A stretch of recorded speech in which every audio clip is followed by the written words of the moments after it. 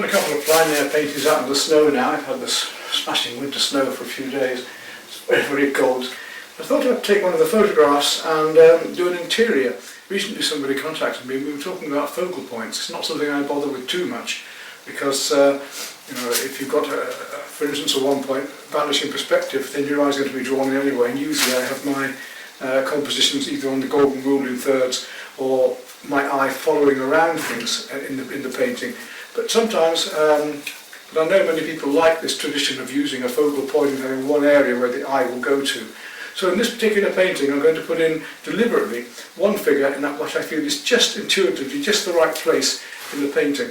I shall see now in these photographs I'm going to show you where I've taken this photograph and added a figure. Let's look at the permutations of this and how many places we could put this figure in and where it would work and which you think the best is. I've decided to choose it about here and about middle distance rather than right at the back or rather than the foreground, taking up too much. I was going to do a very big painting of this one, but I don't think I'm going to. I'm going to just do a standard 24-30. I'm going to use this photograph of this young lady walking up from this 1 point perspective on this track in the snow, taken a few days before the actual shots that I've taken to paint this one, and then cut her out and paste her. And this is where my computer programs come in very handy because I can easily move things around without just doing drawing. So you can see here how I'm moving the figure around and changing it into different sizes and scales to get a focal point, to see just where that best piece of red, that best position that she'll be in, to give us the scale to the whole landscape, to make the landscape seem larger, the trees seem larger, the church seem the right size. If she's too large it may take over the painting too much. If she's too small we don't even see her. So just finding that exact right and correct position, and the position I decided on in the end is coming up now in a different photograph altogether because I decided to use a photograph with a wider panorama and more trees. So this is the one that I've actually chosen in the end, and I've had a midway, not right in the background, not in the foreground, but just midway. And this is the one where I've digitized it and used posterizing. Recently I've been doing a series of coloured grounds, so I'm going to use a coloured ground on this one, and I've decided to mix up a nice magenta ground for this one, magenta purple. Lovely colour, look, put that on, put a smoothing on that. I don't even see what I'm doing, it's such a bright colour. It should glow through the snow very nicely. It's quite fun using these grounds because we can let them come through the painting to give the effect of light. Remember to turn your hand, when doing the brush stroke, is to turn your hand with the stroke. Otherwise the brush will, if I do it without, look, it lifts the paint up, yeah? If I go with a brush with the stroke, then it lays the paint on nice and flat. Something very simple, but if you've thought about it, it's sensible. Well, I was looking at it and thinking, you know, it's a challenge, but rather than do the 20-30 canvas, I'm going to go back to the original idea of doing the big one, which may be a mistake, it may not, and I'm going to do a 30-40 of this one, and instead, see how it goes.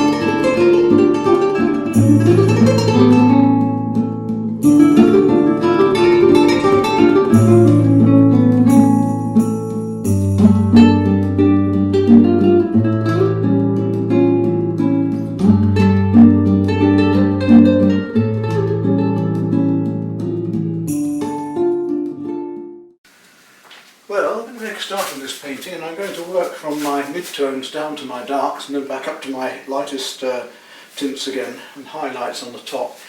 Not an easy one to do because I don't know whether to do it very loosely or as I would paint out in plein air, or whether to be a little more photographic this time. Possibly I'm going to be a little bit more studio work this time, a little bit more photographic. and see how we can build up these lovely, most difficult part I think for me at the moment is how I'm going to do all these masses of twigs and branches. So I don't want to be painting a little twig in, so I'm going to have to look how I'm going to do. I might try and use the background and stumble over to leave some of that behind for the branches, we'll see. But anyway, what I'm going to do is work my way down with the mid-tones and the sky, do the clouds and the sky first, and try and leave some of these twigs in between as I'm doing it. So let's see how we manage. I'm going to be using both flats and filberts on this, and possibly doing some stippling as well. I may even move to some watercolour brushes and try some hakes on this, we'll see.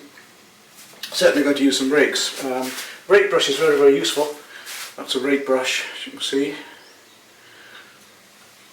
I've got some larger rakes here somewhere as well, there's one there, yes. Handy. So they'll be useful at the end of those twigs and branches. It's going to take a bit of work, this one, but it'll keep me occupied in the studio, won't it? So what colours am I going to need? Well, here's my palette. You can see I've got a load of different blues and greens here. The turquoises and the various blues are going to be very useful coming into the pinks and creams on this particular picture.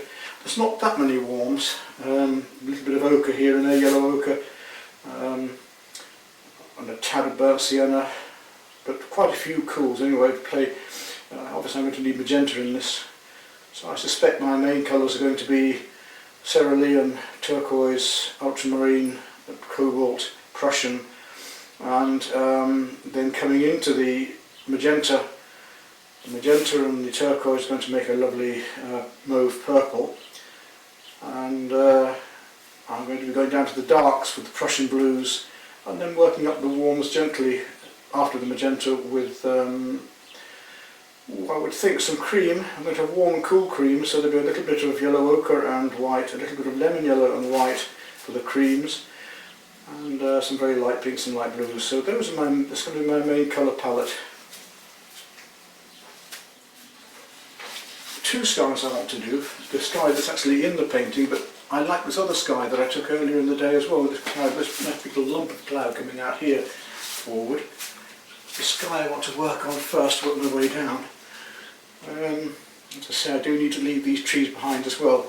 It's quite a complicated picture, so where to start? Oh dear. Let's take a medium filbert, not too big a brush for this job, not today I think. Having said that, I start off with 3/4 inch maybe, and let's see where we go. Start off with some, let's see, that big cloud's coming up here, tree there, the sky then is going to be here, coming up into there. You can see how this dark ground is going to work quite nicely. I shan't want too much water, and I'm going to need to build it up, so it's just sort of semi-transparent at first. Build it right up through into here. Now when I come to these branches, at the moment I'm going to go quite thinly and just flick paint up into this and let these branches just show through from behind. I'm going to let the underpainting do that.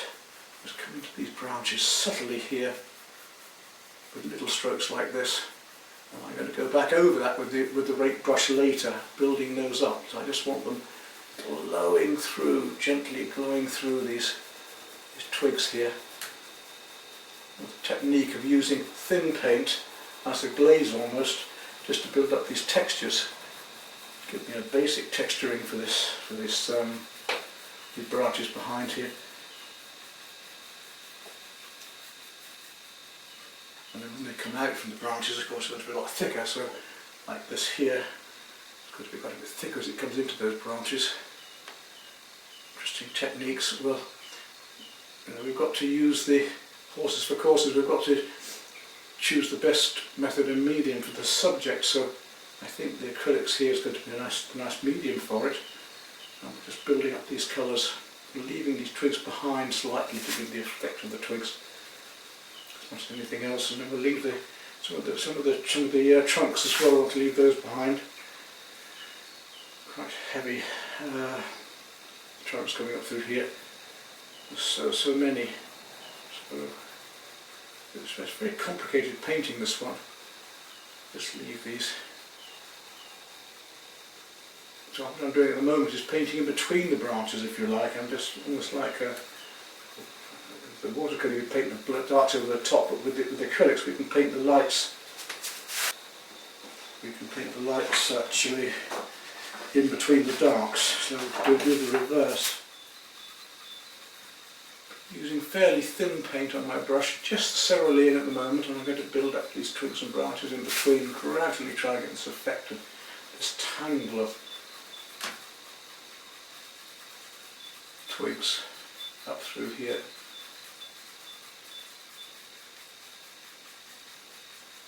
That's one of the reasons I use the dark. And Constable did the same thing. Notice in some of his studies you'll see the brown branches are actually not brown branches painted on. They're actually the underpainting left behind. So I come up here and we gradually bring this stronger and stronger as they come through. Just the tip of the brush flicking on these colours to try and get the feeling of the twigs. And hopefully this will make more sense. The more paint I get on, the way it builds up. I'm going to put blue right across here and build my clouds up on top of it.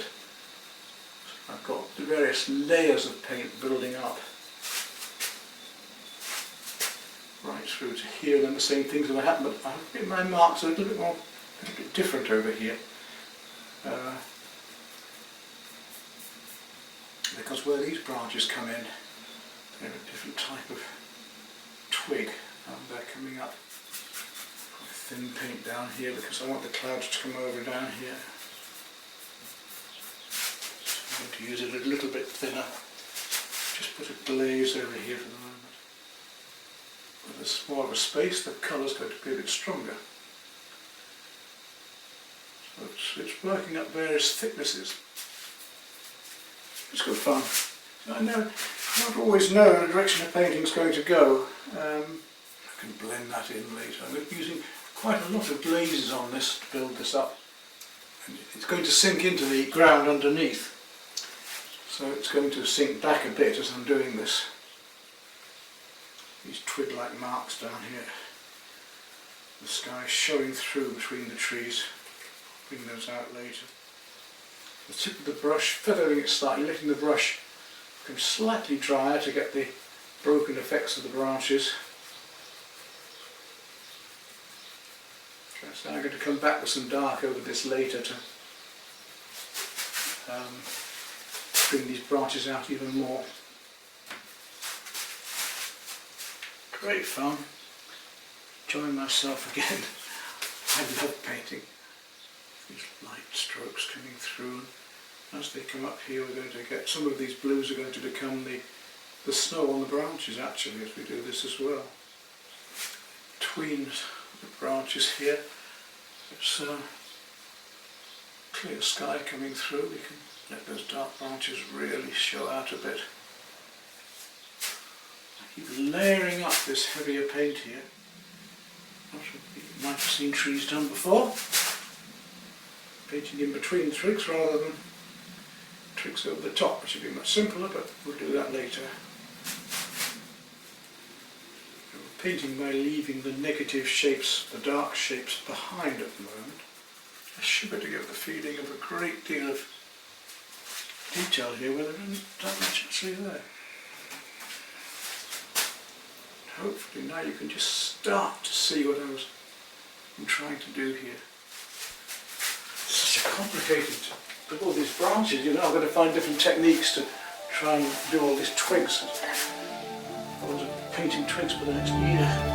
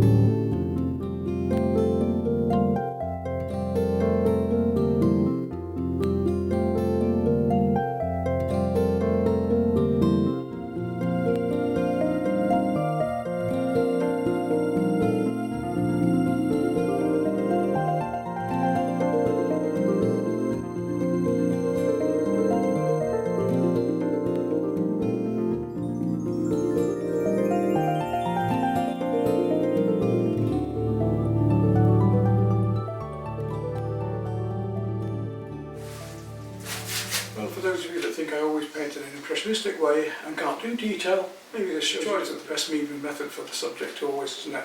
Working indoors now, so it's rather fun to take on this challenge of all of these branches and things, and I wanted to play the cool against the warmth. Of course it helps having painted out of doors and done plein air, because I know now some of the colours that are there like drag out of the photographs as well.